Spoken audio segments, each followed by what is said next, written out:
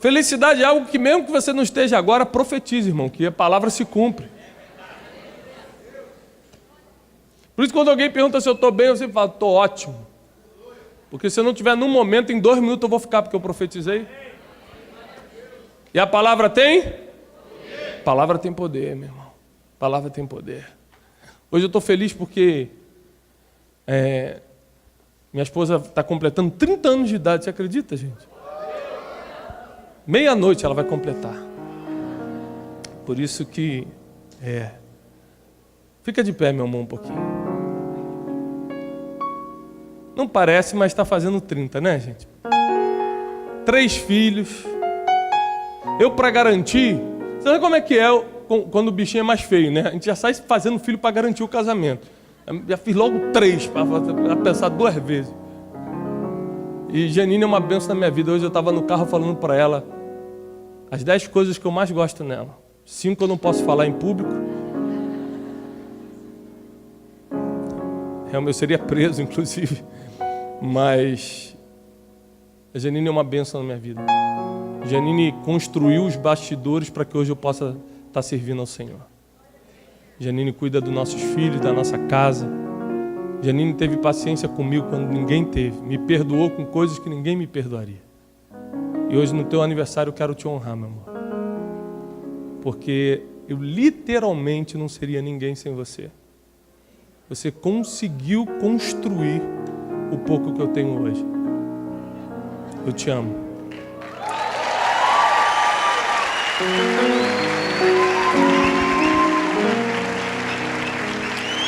Aleluia.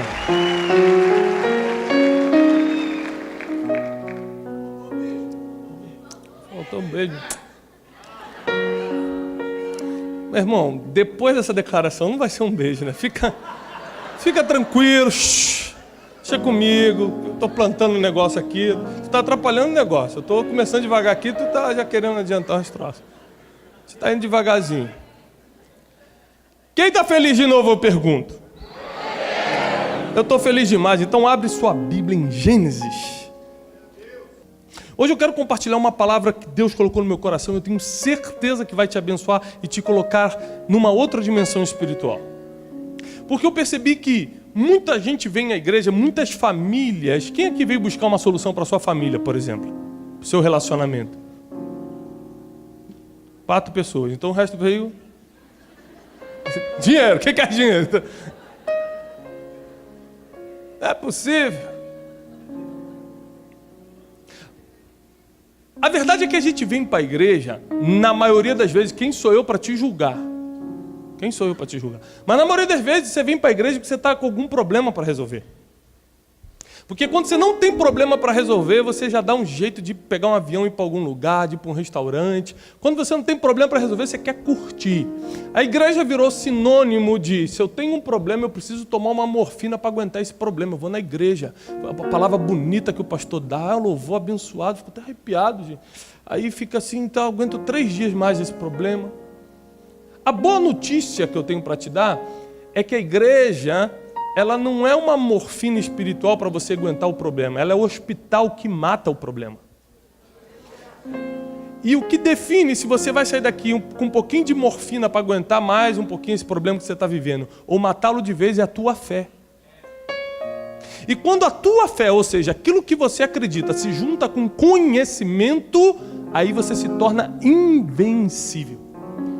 Aí ninguém toca na tua família mais, aí nenhum demônio tem força contra você, aí não tem quebra financeira que te alcance, aí não tem problema emocional que te jogue para depressão, aí já era. Aí você está blindado, invencível, porque você tem fé e conhecimento para no dia a dia ir tomando decisões, escolhendo as pessoas que você anda e etc. E Deus me mostrou uma palavra que eu gostaria de compartilhar, que são as 3 fases que todo homem e mulher que tem uma promessa de Deus vão passar. Quem aqui tem uma promessa de Deus? Levanta a mão. Bom, o que é uma promessa?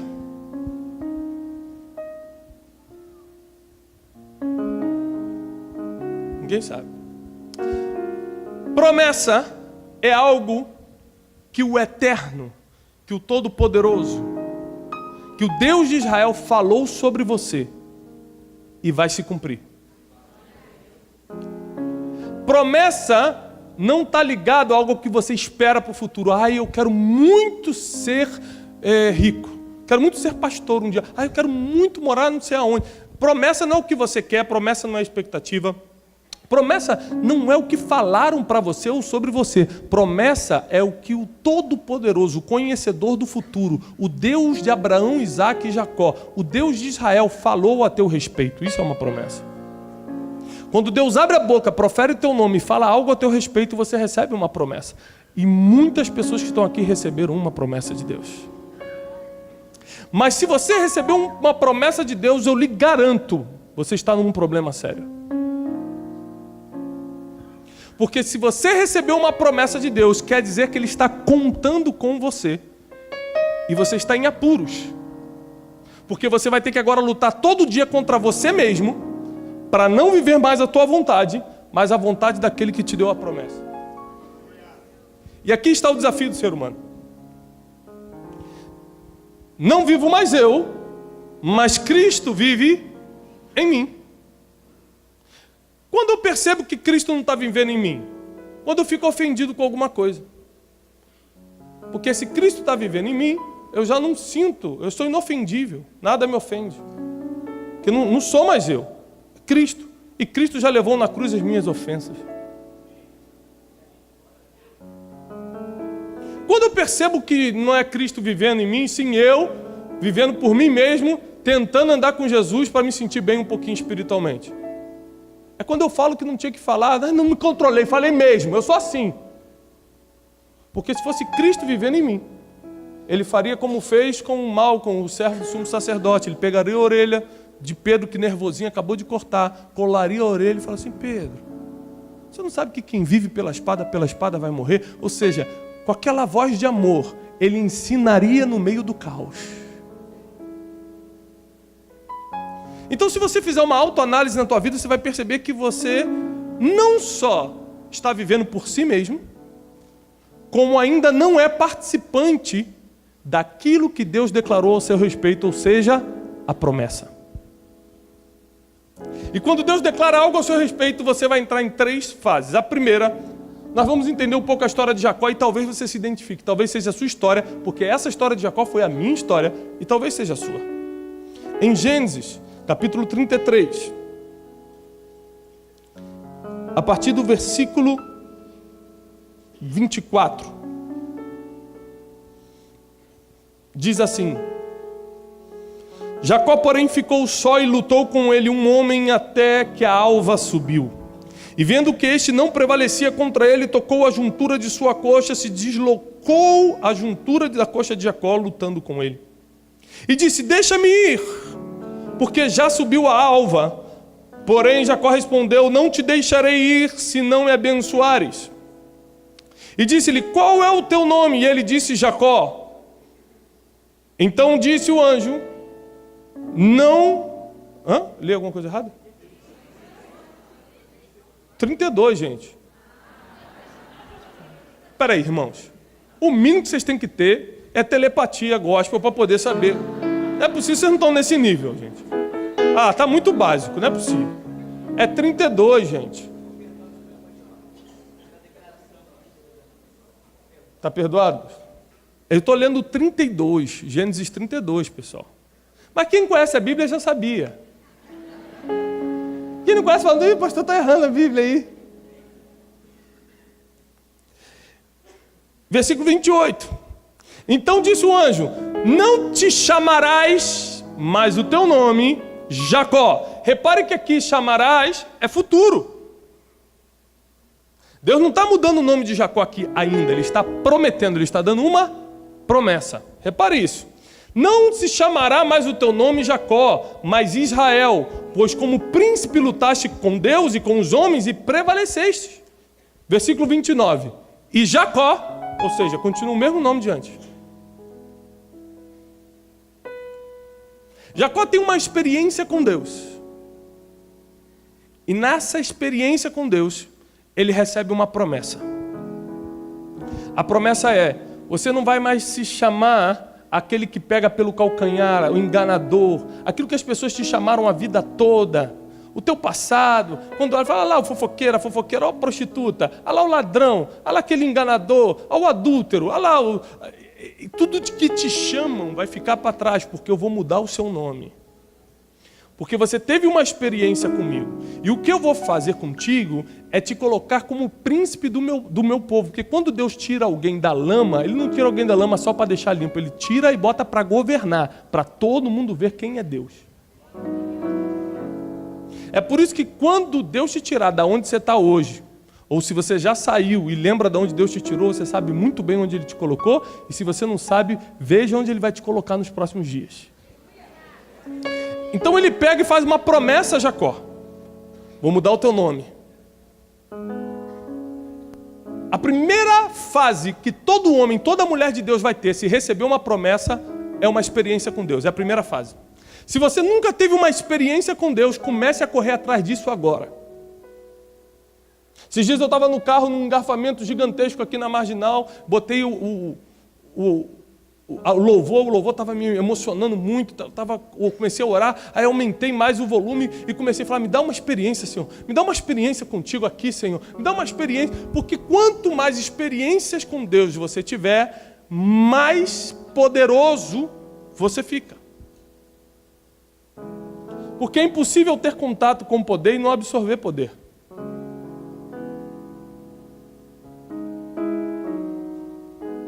E quem não tem experiência com Deus, jamais terá a chance de fazer parte de uma promessa. Porque a experiência com Deus é o que te faz recalcular algumas rotas, a experiência com Deus é o que te faz perdoar quem você vai ter que perdoar, a experiência com Deus é o que faz você resolver as pendências da tua vida que você deixa para lá, deixa para resolver depois, procrastina. A experiência com Deus é o que faz você valorizar o que realmente é importante. Eu estava contando agora para o César que eu comecei a perceber que meus filhos estavam muito inquietos na escola, chegava um bilhetinho da escola e tudo. Então o que eu fiz? Eu comecei a entrar no meu quarto, isso aconteceu, essa semana aconteceu isso, e comecei a orar alto, eles na sala de TV, fica em frente ao meu quarto, não chamei eles para orar, deixei eles vendo TV e comecei a orar dentro do quarto. E comecei a falar dentro do quarto. Senhor, eu profetizo que a Júlia vai ser uma profeta do Senhor. Que da mente dela vão sair ideias, Senhor, que muitas pessoas vão se alimentar dessas ideias. Eu declaro que o José vai ser um profeta, um evangelista. E me comecei a falar, a minha casa está blindada pelo sangue de Jesus. Eles vão ser os mais inteligentes da escola. Senhor, eles vão ser... Aí eles começaram a entrar no quarto. E começaram a ajoelhar. E aí eu ia, abraçava um, botava a mão na cabeça, você vai mais longe que o papai, Deus vai fazer algo tremendo na sua vida, não importa o que te distrai na escola, não importa o que te deixa inquieto, eu tiro toda a ansiedade, eu coloco o amor do Senhor, e comecei a profetizar e tal. Porque se eu abrir as portas para que meus filhos tenham uma experiência com Deus, eles não vão precisar de outros argumentos depois.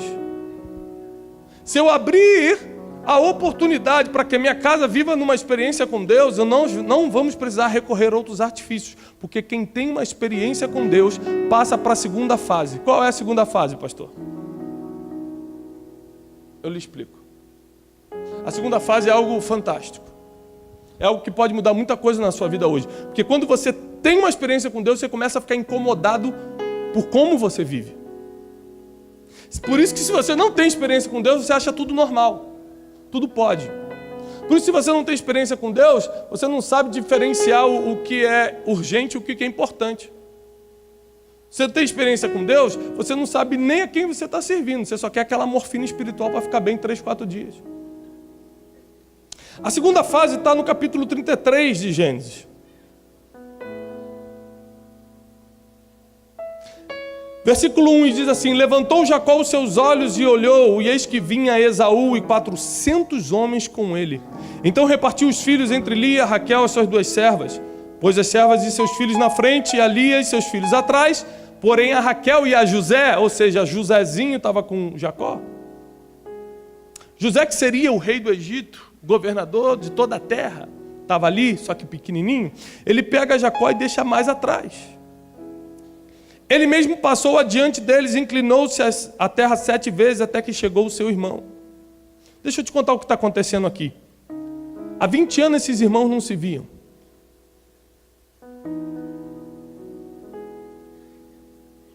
Há anos. Jacó saiu fugido porque Esaú queria matá-lo, estava um com raiva do outro. Esaú estava na cabeça que Jacó roubou a primogenitura, roubou a bênção. Jacó teve que sair com uma mão na frente e outra atrás. A Bíblia diz que ele passou o Jordão com um bordão na mão só, não tinha nada. Só que tem um problema. Quando você tem uma experiência com Deus, você não consegue deixar pendências continuarem. Quando você tem uma experiência com Deus, você não consegue saber que o irmãozinho ali não fala contigo e fingir que isso não é nada. Quando você tem uma experiência com Deus, você não consegue continuar devendo. Quando você tem uma experiência com Deus, você não consegue deixar as pendências. Você vai partir para o segundo nível, que é a reconciliação. Porque Deus reconcilia tudo em Cristo. O que quer dizer? Que quando Jacó teve aquela experiência com Deus, ele teve que tomar coragem e procurar Esaú, seu irmão, para se reconciliar, anos depois. Porque a reconciliação, o acerto de contas, o saldar as pendências é o segundo passo de alguém que vai herdar uma promessa. Primeiro ele tem uma experiência com Deus. Nessa experiência com Deus ele tem visão clara e coragem para partir para o segundo ponto, que é saldar as pendências, que é resolver problemas. Pedir perdão se tem que pedir. E ele estava com medo porque Esaú estava com 400 homens, Esaú já tinha jurado ele de morte antes, então ele começa a dividir os filhos, ó, se atacar por aqui, os outros fogem por aqui, ele estava com medo. E a Bíblia diz que ele levou muitos presentes. Inclusive uma das conversas de Esaú e Jacó foi que um queria dar mais dinheiro para o outro. O que eu quero te falar aqui é que Jacó não queria se reconciliar com Esaú para ser abençoado por Deus. Muitas vezes a gente quer pedir perdão para alguém, muitas vezes a gente quer fazer as coisas certinhas para Deus para ser abençoado. Jacó já era rico, Jacó já era abençoado, Jacó já era um grande empreendedor, Jacó onde botava a mão acontecia, a bênção já estava com ele e ainda assim ele queria resolver as pendências. Porque ter uma experiência com Deus não é para você ganhar um dinheirinho a mais, você se reconciliar com o irmão não é para que Deus te abençoe e te dê a casa nova, isso é uma questão de princípio que vai fazer você herdar uma promessa, que é totalmente diferente de bênção. Bênção todos têm quando tem a experiência com Deus, você já é abençoado independente de onde você estiver. E Jacó já era abençoado, Abraão já era abençoado. Quando estava em Ur dos Caldeus, ele já era filho do maior empresário da cidade. Agora repare isso. Ele começa a acertar as pendências com Esaú, versículo 4. Então Esaú correu-lhe ao encontro e o abraçou e lançou-se ao seu pescoço, beijou e eles choraram muito. Porque enquanto você está com medo de pedir perdão para quem tem que pedir, enquanto você está com medo de ir pedir, parcela a dívida que eu estou te devendo, Deus já está tocando no coração dessa pessoa para chorar contigo e falar, poxa, já era para ter se reconciliado há mais tempo. Enquanto você está com medo de resolver, Deus já está resolvendo por você. Jacó estava com medo de Esaú atacar, mas na verdade Esaú estava ansioso para se jogar no pescoço dele e falar, me perdoa, está todo mundo errado, vamos resolver isso. O que Jacó não sabia é que além de estar se reconciliando com seus irmãos, José, a sua próxima geração, está aprendendo o princípio da reconciliação. A Bíblia diz que as experiências emocionais, negativas ou positivas que você tem na infância, determinam o seu padrão moral de conduta. O seu padrão, o seu comportamento mental de conduta é com as experiências positivas ou negativas que você teve na infância. Sabe qual foi uma experiência que José teve na infância? De ver seu pai, anos depois, se jogando no pescoço do seu irmão e pedindo perdão.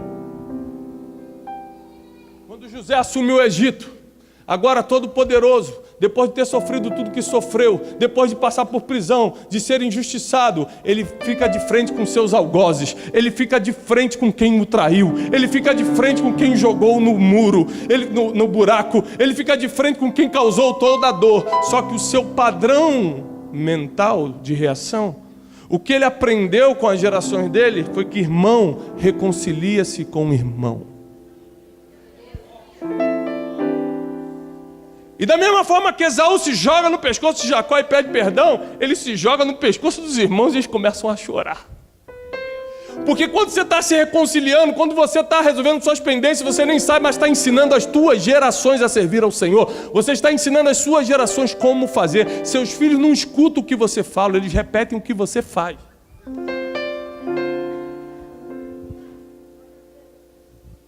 E quem está caminhando para a promessa já vai para o terceiro ponto. Teve uma experiência com Deus, reconciliou-se, acertou as pendências, aí Deus permite que você parte para o terceiro ponto, capítulo 35 de Gênesis, tudo a mesma história. E Deus disse a Jacó: levanta-te, sobe a Betel e habita ali. Jacó vivia de lugar em lugar. Jacó estava que nem um nômade. Jacó tinha que armar tenda aqui e fugir para ali. Jacó estava abençoado financeiramente, mas estava sem a promessa. Porque qual era a promessa que foi feita para Jacó? Repare isso, promessa é o que Deus proferiu sobre você. Falou que Jacó herdaria a terra que foi prometida ao seu pai, Abraão, né, seu avô, Isaac e Abraão, e que dele seria uma grande nação, e que ele ali seria muito próspero e seria uma grande nação. Ter dinheiro não é promessa. Porque ele tinha muito gado, muita ovelha, não era promessa. Era bom, mas não era promessa. Agora, no capítulo 35, depois que ele passa pela experiência com Deus em Peniel, depois que ele se reconcilia com Esaú, seu irmão, e resolve suas pendências emocionais e financeiras, porque ele levou muitas ofertas para dar para Esaú, porque ele sabia que também devia a Esaú. Quando ele resolveu as pendências emocionais e financeiras, aí Deus deu uma direção para ele. Agora vai para Betel, e ali você vai habitar. Chegou o lugar em que você vai poder morar. E ele vai para Betel, habita ali, arma as tendas, começa a morar ali. E no versículo 10 do 35, chega a hora da promessa. E disse Deus: o teu nome é Jacó, mas não se chamará mais o teu nome Jacó, mas Israel será o teu nome. E chamou o seu nome Israel. Ali Deus mudou o nome. Antes ele prometeu mudar, em Peniel. Em Betel ele muda mesmo. Você passou por todas as etapas. Você agora não é mais Jacó. Você não é mais enganador. Você não é mais o que falaram do teu passado. Agora você é príncipe de Deus.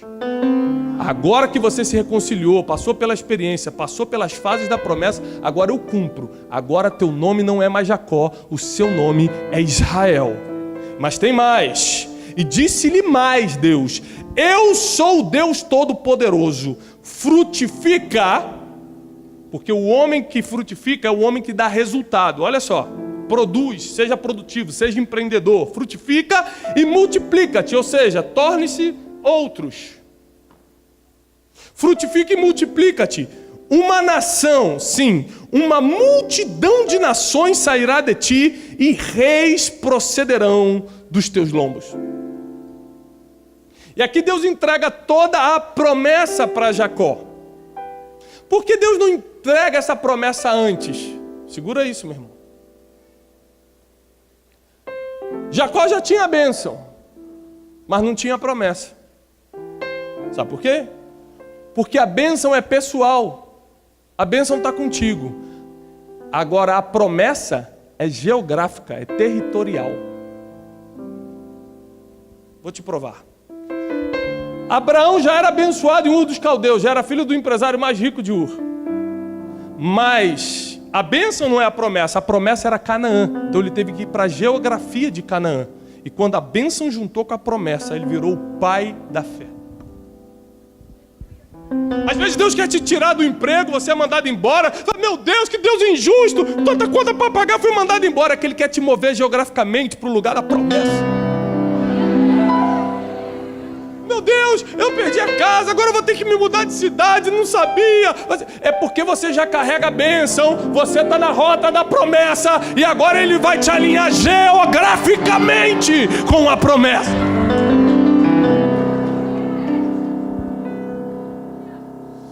Existem pessoas aqui que estão na rota da promessa, estão no caminho. Não é tempo de desistir. Você às vezes está na etapa da experiência com Deus ainda. Continua buscando a experiência. E logo depois da experiência vai vir um desconforto, porque você vai ter que pedir perdão para um monte de gente. Deus vai te dar essa coragem, fica tranquilo, é desconfortável. Mas você vai ter que estou te devendo quanto mesmo? Você pode parcelar em 100 vezes? Só posso em 100. Você vai começar a resolver suas pendências. Vai ter muito Esaú abraçando teu pescoço e chorando contigo.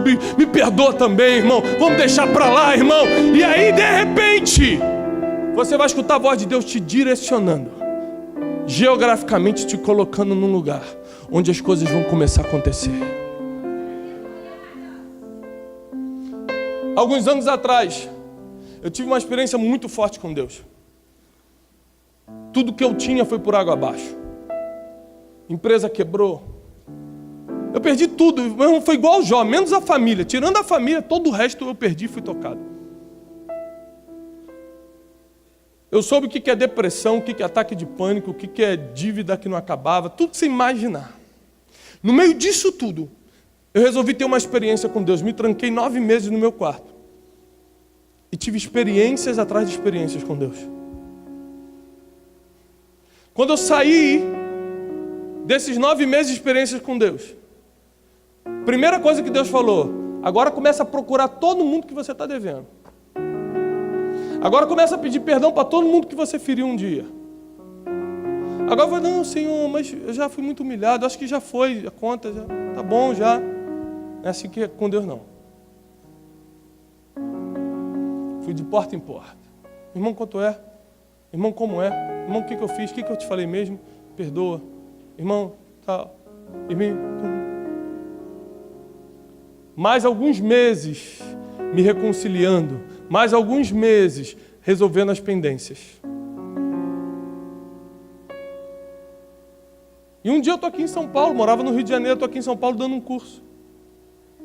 Uma pessoa fala assim para mim: por que você não fica de vez? Você está vindo tanto aqui para Alphaville dar curso, fica logo. E eu falei: Senhor, se tu queres mudar minha geografia, me dá 3 sinais. Da mesma forma que quando eu olhei a Janine a primeira vez, eu olhei a primeira vez que eu olhei a Janine, eu falei: vou casar com ela. Eu pedi 3 sinais e Deus me deu, eu casei com ela.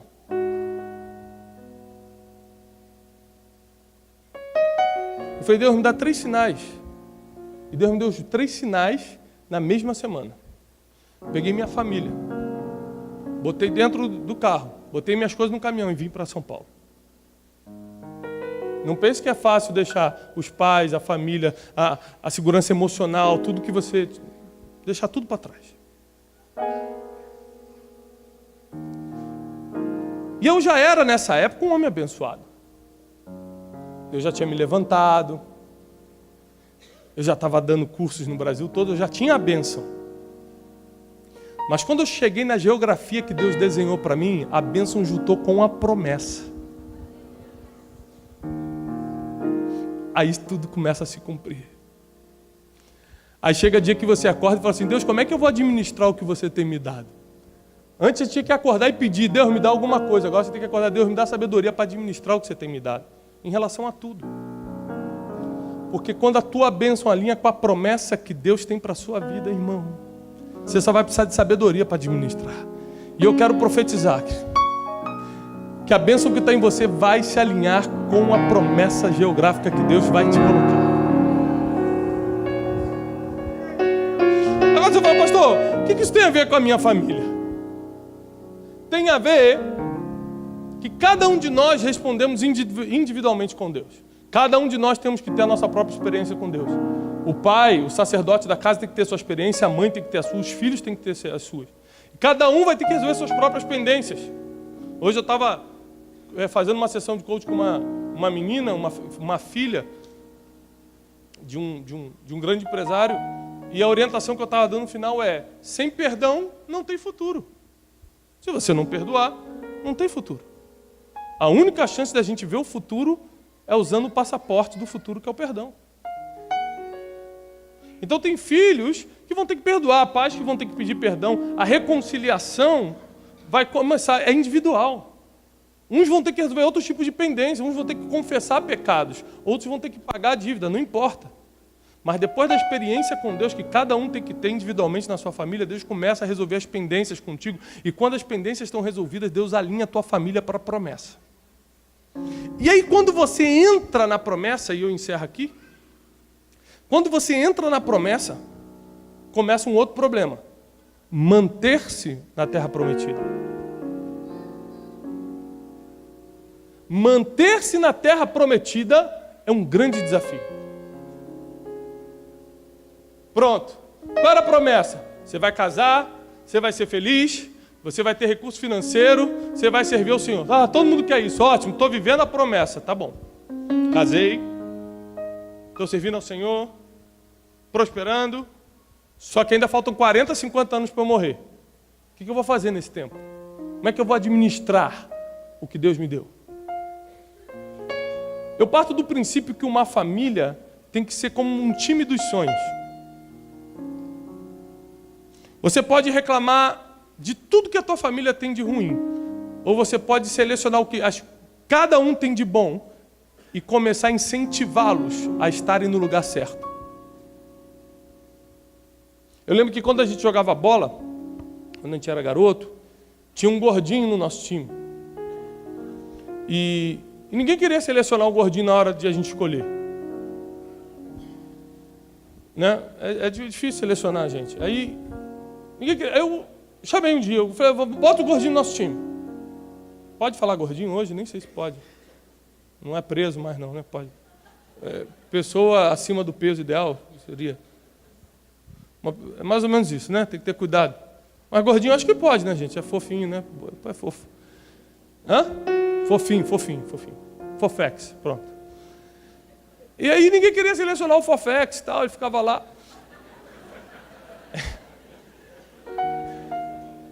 E aí eu chamei ele um dia. Eu falei assim, ó, fica no meu time. Ele é mesmo? Eu falei, só que é o seguinte, ó. Não vai inventar de ir para frente e fingir que é Neymar. Não vai ficar correndo de um lado para o outro, senão você vai ter um ataque do coração.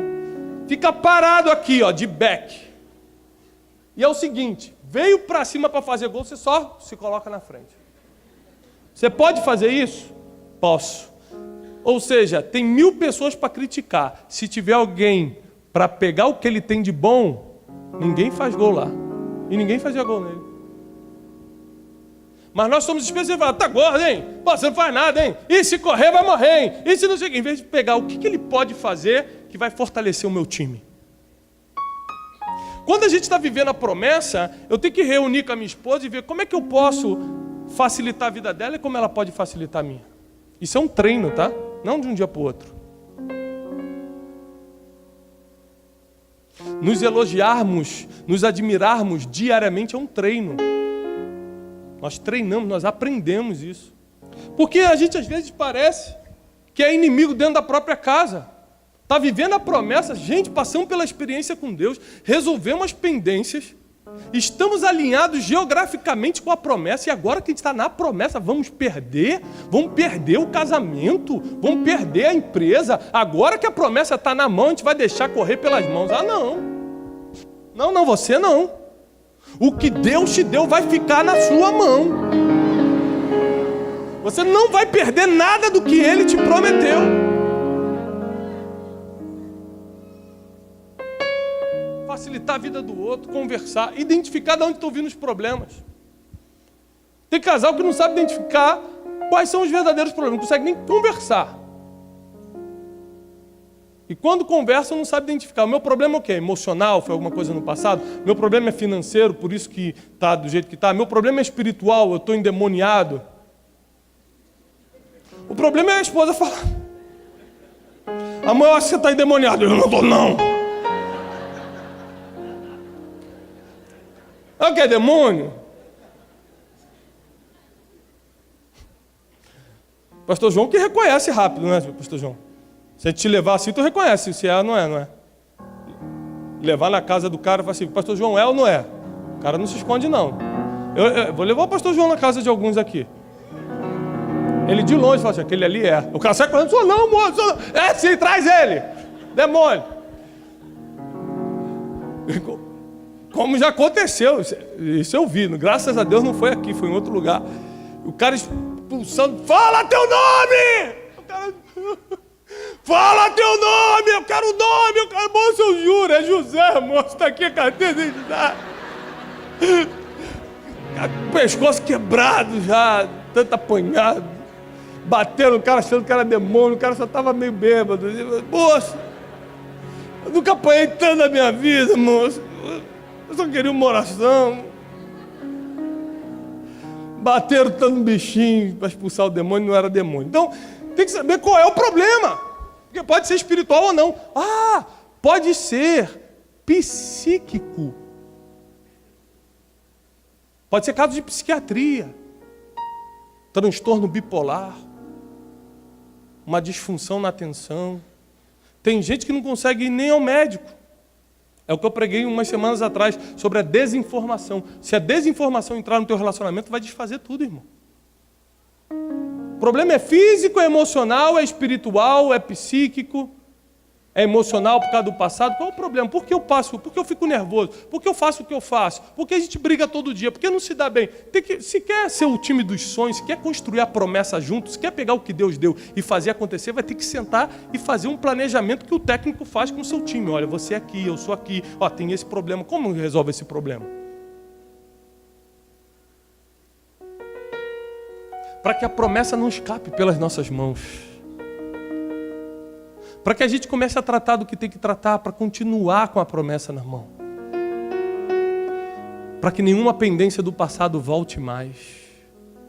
E para que você possa começar a viver a promessa.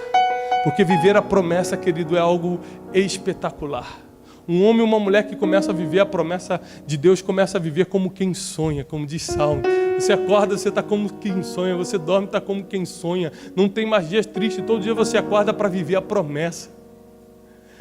E aí você não quer mais viver para você, porque a promessa te satisfaz tanto que você agora quer passar para os outros. Você quer ajudar as pessoas. Agora você quer que os outros vivam o que você está vivendo. E para isso Cristo se manifestou. Foi para destruir as obras de Satanás que impedia você de viver a promessa. Só que vocês que vieram hoje aqui são bem-aventurados, porque nenhum de vocês sairá daqui sem a promessa nas mãos. Cada um de vocês que está na rota da promessa, vivendo a parte da experiência, vivendo a parte da reconciliação, hoje já sendo movido geograficamente para a promessa, prepare-se, porque essa noite Deus vai entregar para você, vai sair com ela na mão. E não tem jeito. Tudo que Deus move causa dor, causa insegurança. Quando Deus me moveu para São Paulo, foi doloroso, é inseguro, a gente não sabia como é.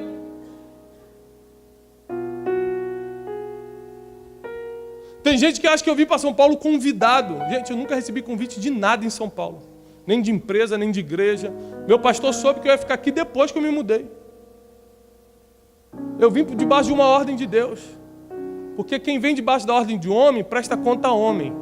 Quem vem debaixo de uma ordem de Deus, se alinha com a promessa geográfica. Você está escutando a voz de quem? Quando você escuta a voz do homem, quando o homem erra contigo, você fica feridinho em casa. Quando você escuta a voz de Deus, pode até te bater, te chicotear, que você continua rindo, porque foi Deus que falou. Aí você não está mais incomodadinho com os homens, nem com quem está à sua volta, porque foi Deus que te falou. Essa é uma noite de promessa para a tua família, para a tua casa. Nada vai impedir de você receber o que Deus prometeu. A voz do Senhor será escutada nessa noite. Ele vai falar o teu nome, Ele vai proferir o teu nome e liberar a promessa. Como Ele falou, Jacó, de ti vão proceder reis. Jacó, de ti vão sair nações. Jacó, você será poderoso na terra. Assim como Ele prometeu a Jacó. Teu nome não será mais Jacó, será Israel agora. Eu mudo o teu nome, porque ninguém mais vai te ver pelo passado que você teve, mas pelo futuro que você vai ter. Jacó é o teu passado, Israel é o teu futuro. E Deus vai mudar o nome de alguns aqui. Deus vai botar o teu passado no passado e vai botar os teus olhos no futuro. porque não é mais tempo de viver as pendências do passado, é tempo de pisar na terra da promessa. A terra da promessa. Eu não sei onde Deus vai te colocar, eu não sei se Ele vai te mudar de casa, de profissão, eu não sei o que Ele vai mexer na tua vida, mas Deus vai te alinhar com a promessa e vai se cumprir. Vai se cumprir.